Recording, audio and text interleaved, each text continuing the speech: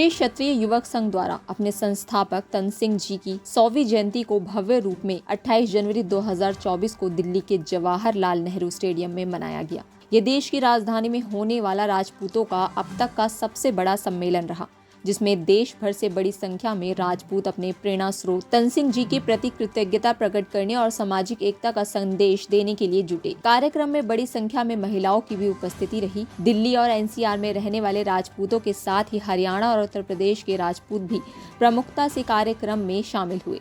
राजस्थान से भी कार्यक्रम में पहुंचने के लिए 16 विशेष ट्रेन बुक की गई।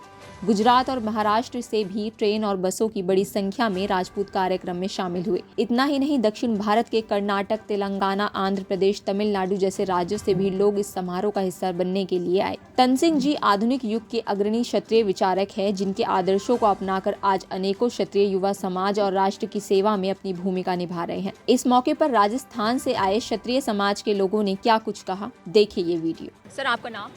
मेरा नाम कर्णी सिंह लाडनू। कहाँ से आए?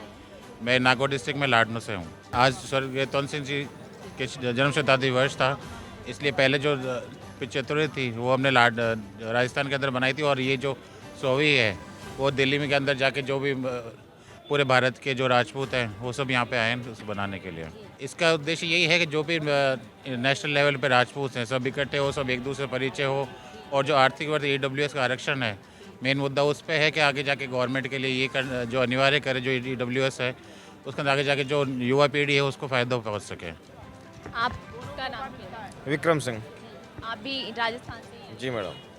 तो क्या बताना चाहेंगे अपने संगठन के लिए तो यही है कि मैडम आज से 78 साल पहले पूज्य श्री तनसिंह जी ने इसकी स्थापना की थी, और उनको जन्म पैदा हुए आज 100 साल हो गए। उसके उपलक्ष्य में ये दिल्ली में कार्यक्रम आयोजित किया गया था, जिसमें राजस्थान, यूपी, MP, हरियाणा, पूरे राजस्थान, ऑल ओवर इंडिया से यहाँ राजपूत लॉबी इकट्ठी हुई थी। कितने? 1.5 लाख से अधिक लोग इकट्ठे हुए थे।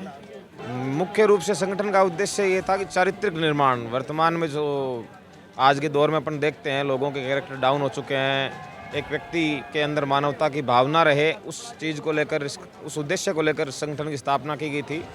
और आज इकट्ठे होने का जो समाज के ज्वलंत मुद्दे हैं, समाज की ज्वलंत समस्याएं हैं, EWS उसमें एक बहुत बड़ा फैक्टर काम कर रहा है, जिसमें केंद्र सरकार की काफ़ी विसंगतियां हैं। राजस्थान एक ऐसा स्टेट है जहां ज़मीन आम लोगों के पास ज़्यादा है, और सेंटर की जो रूल बनाए हैं उसमें यही कि ज़मीन जिसके पास 100 गज का प्लॉट है उसको इसमें लाभार्थी नहीं हो सकता, या जिसको कह दिया कि भाई 8 बीघा ज़मीन जिसके पास है वो इसका लाभार्थी नहीं हो सकता। बाकी राजस्थान में 100, 200, 1000 गज के प्लॉट होने या ज़मीन जहाँ पर बसावट होना एक आम बात है। 10, 20, 50, 100 बीघा हर व्यक्ति के पास वहाँ ज़मीन मिल जाती है। ऐसी विसंगतियों की वजह से जो आर्थिक आधार पर जो लोग जुड़े हुए हैं, जो EWS का फ़ायदा लेना चाहते हैं, वो इससे वंचित रह रहे हैं। तो क्या नाम है? डॉक्टर रविंद्र सिंह राठौड़ हूँ। क्या कहना चाहेंगे आप अपने संगठन? संगठन इसलिए भी आवश्यक है क्योंकि आज सब जो चारों ओर जो राजनीति चल रही है वो जातिगत जनगणना है और है, तो वो एक अपने आप में एक अपनी जाति का एक पावर दिखाने का भी मकसद था हमारा, कि केंद्र स्तर पर लोगों को पता चले कि कितने राजपूत एक जगह संगठित हैं, एक जगह इकट्ठे होते हैं। वो एक बड़ा उद्देश्य था इसका। दूसरा जो सबसे बड़ा कारण ये था, जो हमारे जो विसंगतियाँ चल रही है, क्योंकि आज ज़माना आर्थिक युग है, आज आर्थिक युग के कारण हम आरक्षण में पिछड़ रहे हैं। क्योंकि जो सब राजपूत थे वो कोई सब पैसे वाले या कोई बड़े राजा ठाकुर नहीं थे, आम नागरिक उनमें जो एक किसान है, गरीब है, उसके लिए न्याय के लिए हमने ये रखा है कि उसको भी उन लोगों के समकक्ष रखा जाए जो लोग आज आर्थिक रूप से आरक्षण ले रहे हैं, जो दूसरे रूप से आरक्षण ले रहे हैं, और वो अपना जीवन स्तर, अपना जो लिविंग स्टैंडर्ड है वो सुधारे। तो इसके लिए एक सबसे बड़ा ये एक प्लेटफॉर्म है वो जो आजकल हमें देखने को मिल रहा है, आरक्षण। और वो चूंकि एक सामान्य जाति से हैं, तो सामान्य जाति होने से क्या है कि उसमें वे सब लोग भी शामिल हो जाते हैं जो अदर जिनको जो आरक्षण मिला हुआ है। तो ऐसा ये एक विसंगतियाँ हैं इस आरक्षण में। तो ऐसी आरक्षण की जो विसंगतियाँ को दूर करने के लिए फिर जो एक सबसे बड़ा जो रीजन था, समाज सुधार। आज समाज में जो व्याप्त बुराइयां हैं, क्योंकि राजपूत समाज अपने आप में एक रॉयल समाज रहा हुआ है, तो उन्होंने जो कल्चर पहले डेवलप किया था वो कल्चर आज भी चल रहा है, लेकिन आर्थिक रूप से कमज़ोर होने के कारण वो चीज़ें आज संभव नहीं हो पा रही है। इसलिए उन चीज़ों को समाज से दूर करने के लिए, जो विसंगतियाँ दूर करने के लिए, आपसी भेदभाव दूर करने के लिए या फिर अपना मनमुटाव दूर करने के लिए इस तरह का एक सामाजिक सम्मेलन रखा गया था। उसमें समाज के विकास के लिए, समाज के उत्थान के लिए उन मुद्दों पे बात की गई थी। और जो केंद्रीय स्तर पे जो नेतृत्व कर रहे हैं, चाहे वो राजस्थान का मुख्यमंत्री दिव्या कुमारी हो, चाहे केंद्र में जो अनुराग ठाकुर हो, या फिर जो हम देखेंगे जो पूर्व में जो राज्यवर्धन सिंह रहे, या फिर दूसरे और हमारे जितने भी गजेंद्र सिंह जो आज शेखावत है, राजस्थान से बिलोंग करते हैं, उन सब का इसी के मुद्दा था कि उनको अपने प्लेटफॉर्म पे अपनी जाति के, अपने समाज के लोगों का उत्थान कैसे कर सकें, समाज का विकास कैसे कर सकें, ये मुख्य मुद्दा था इसका। इससे पहले जो सरकार थी तो क्या लगता था तब ऐसा संभव नहीं? ऐसा बिल्कुल नहीं था, ऐसा बिल्कुल नहीं था। चूँकि लास्ट अभी जो सरकार थी उसने ही हमें ये जो अभी 10% आरक्षण दिया, जो आर्थिक रूप से जो कमज़ोर है उनको एक 10% आरक्षण दिया था, वो इसी मोदी सरकार ने दिया था। तो हम मोदी सरकार के उस एहसान को तो नहीं भूल पाएंगे। और वही है कि आज जो राजपूत कास्ट है लगभग 90+ % आज बीजेपी को सपोर्ट करती है, चाहे वो राजस्थान हो, चाहे यूपी हो, चाहे बिहार हो या फिर गुजरात हो। तो ये एक सबसे बड़ा मुद्दा है बीजेपी से जुड़ने का। क्या लगता है पीएम मोदी के साथ अब जिस तरीके से सब जगह बदलाव देखा जा रहा है तो राजस्थान में भी बदलाव की लहर आएगी?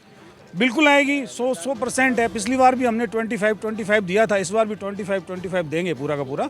और आपने देखा होगा अभी विधानसभा चुनाव में भी जो चाहे कांग्रेस सरकार ने कितना भी विकास करवाया हो, लेकिन वो जो राजपूतों को या जातियों को खुश नहीं कर पाई, जिसके कारण उसको उन्हें परिणाम भुगतना पड़ा।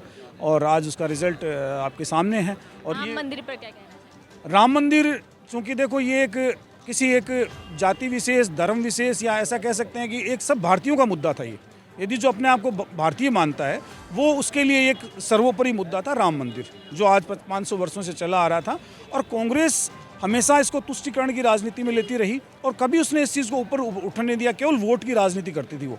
और इस चीज़ को समझने के लिए आज हर मतदाता जागरूक हो गया है। वो अपने अधिकारों के प्रति, अपने धर्म के प्रति और अपनी जो इष्टा के प्रति वो जान रहा है कि मुझे क्या करना चाहिए। और वो आज जो सपना साकार हुआ है सब लोगों का, आज इतने बड़े, चूँकि आज हम एक भारतीय एक ऐसा देश है जो एक हिंदू राष्ट्र है, और उसे बड़ा गर्व हो रहा है उन लोगों को कि हम एक हिंदू राष्ट्र होने के नाते हमने राम मंदिर का निर्माण कराया। और जो धारा 370 और राम मंदिर निर्माण, चूँकि ये वाजपेयी का सपना था, न कि इस वर्तमान सरकार का सपना था, तो उस सपने को साकार किया गया है। जो उस समय के निर्णय हुए, कोर्ट के द्वारा जो निर्णय लिए गए, उन निर्णयों को ही पालन किया गया, न कि सरकार ने कोई इसमें। और एक चीज़ और बताऊं मैं आपको, इस राम मंदिर को बनाने में जितना एक आम व्यक्ति ने सहयोग दिया, चाहे मैं आप जो भी रहे हैं, उन्होंने जितना सहयोग दिया है वो जिसे कह सकते हैं विस्मरणीय है। उसे कोई नहीं माना जा सकता कि एक आम व्यक्ति का भी उसमें सहयोग है, चाहे उसने 100 रुपये दिए, 500 दिए, 1000 दिए, चाहे जितना भी दिया। तो ये एक बड़ा सहयोग अपने मन की संतुष्टि के लिए कि मेरा सहयोग भी उस मंदिर में है। अंत में आप पूरे राजपूत समाज को क्या संदेश? मैं मेरे इस विचारों से, यदि मैं कहूँ, अपने व्यक्तिगत विचार हैं। मैं राजपूत समाज के लिए, क्योंकि मैं खुद एक राजपूत कास्ट से बिलोंग करता हूँ और शिक्षा के क्षेत्र में मैं काम कर रहा हूँ, तो मुझे मैं सबसे जो बड़ी बात कहूँगा वो तो समाज के उत्थान के लिए शिक्षा का होना बहुत ज़रूरी है। क्योंकि आज चाहे राष्ट्रीय स्तर पे हो, चाहे वैश्विक स्तर पे हो, जहाँ शिक्षा में जो समाज ऊपर उठा है वो सब पे आज अपना एक अधिकार जमा रहा है। तो ये एक सबसे बड़ा कारण है कि जब समाज का विकास जब होगा तब सब लोग शिक्षित होंगे और आर्थिक रूप से मजबूत होंगे, तभी सब संपन्नता आएगी। तो ये दोनों चीज़ें इफेक्ट करेगी राजनीति और दूसरे अन्य कारणों को भी।